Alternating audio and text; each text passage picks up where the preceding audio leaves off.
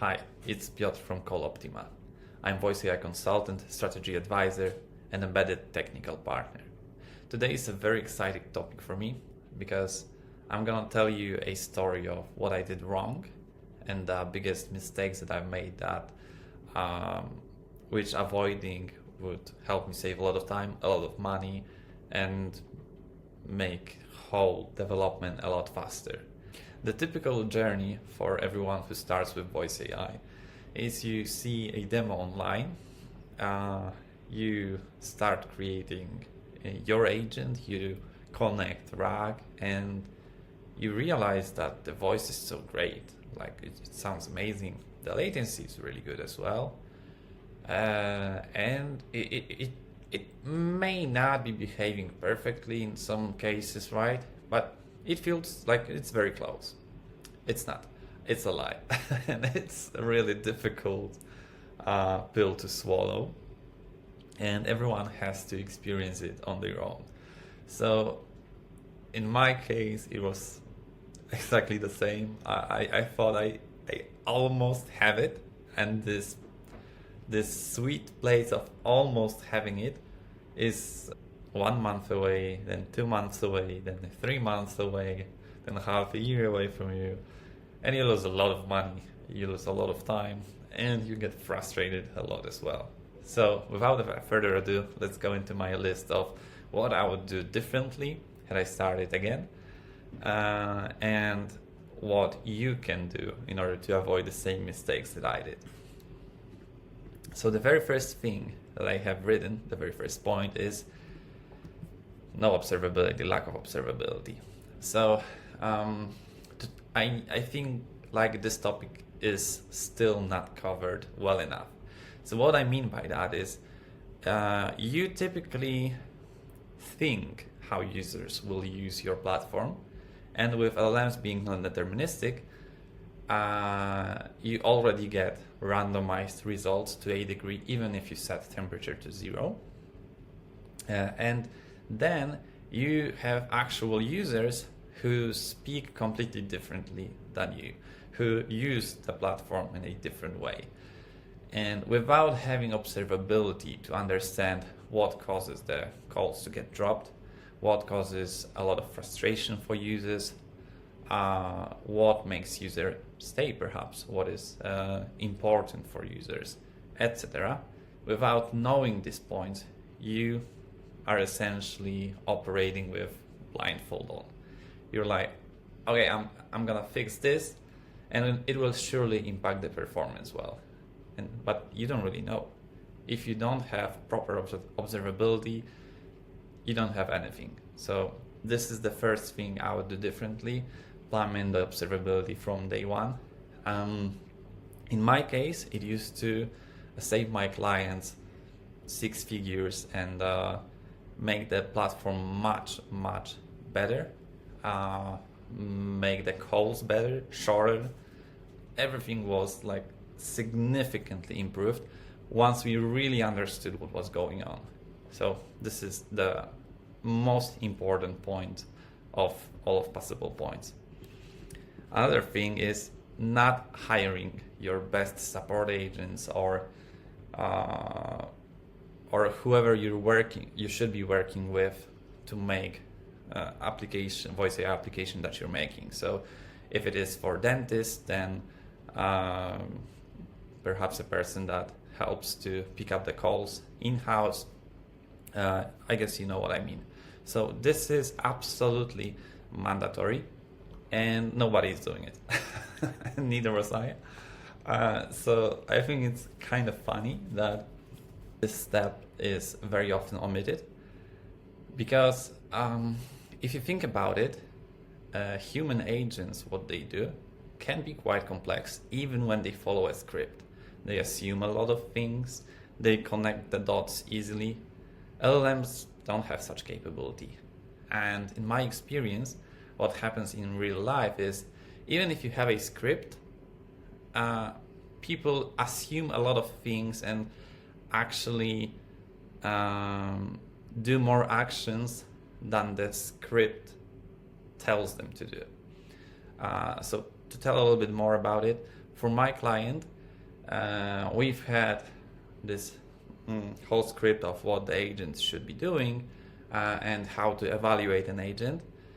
And I'd say 30 or 40% of what was there wasn't really working out with LLMs out of the box. So all of the adjustments had to be handmade, and this script has been used for decades, which is crazy to me that we don't even realize how much additional work we do, how much additional creative work we do, even at such simple cases, you could say, right? So this is incredibly useful advice, and I really recommend to work very closely with people who pick up the calls, to work with your customers, to make the calls yourselves, to essentially dog food your application. Make sure you really understand what is going on, because without it, you have no idea how to make changes. And while we're speaking about changes, not having automated regression testing, oh my god, I wasted so much time on not having proper test suite, because I thought like one small tweak won't break the whole platform, right? Spoiler alert, it did. And it's gonna happen for you as well. So there are many common cases with LLMs when they just break, and for you it doesn't make any sense, but for LLM it does. Therefore, not having regression testing that makes sure that your tool calls are working fine, that your end-to-end happy path is working fine, that core logic pieces are working fine. Without these steps, your iteration speed hurts a lot. And when you think about it, for voice AI applications, what they need is highest possible iteration speed, and not necessarily biggest amount of features, right? Because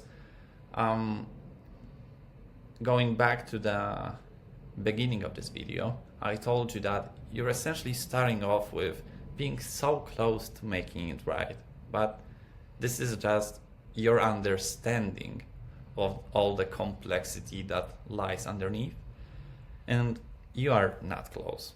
If you want to have an application that is working reliably, that is auditable, that performs well, that is cheap to run, etc., you need to put a lot of love, you need to put a lot of effort into making it so.